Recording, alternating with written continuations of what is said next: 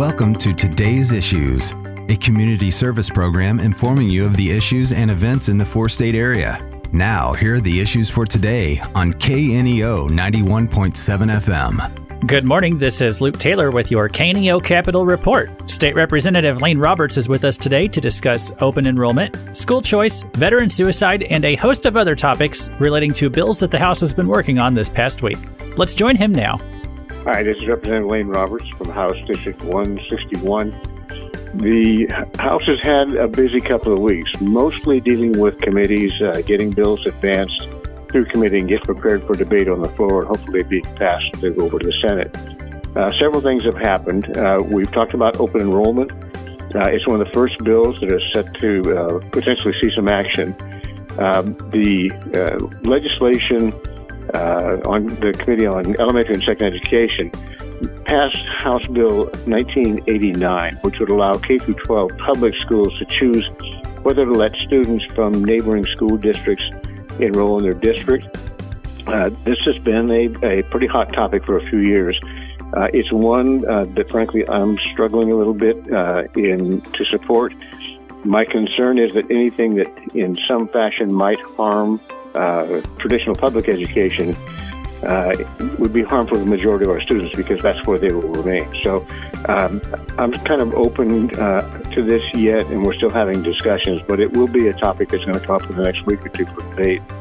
Also, the Veterans Committee this week passed House Bill 1495, which aims to address the issue of veteran suicide. Yesterday, I actually was able to take part in filming some public service announcements dealing with some of the issues that veterans are facing and offering them some services that I hope would address that. We talked about child tax credit package. We're talking about private trust companies. And then Public Safety Bill 1659, which is my bill, is sort of remnants of last year's Senate Bill 189. As many people know, that bill passed out of both the House and Senate, but was vetoed by the governor because there's a couple of provisions that went on over on the Senate side that he didn't like. That bill is back. It is predominantly the same language without those provisions that he disliked and without language for bills that passed elsewhere. I did have a provision there for prohibiting bench warrants for failure to appear in court for things that were infractions in nature. I probably will withdraw that to make sure that we have a single subject bill.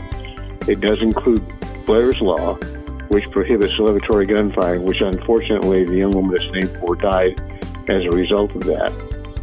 And it redefines creating a new felony for delivery of controlled substance which results in injury or death. I think that's as long overdue. This bill has a good chance of passing.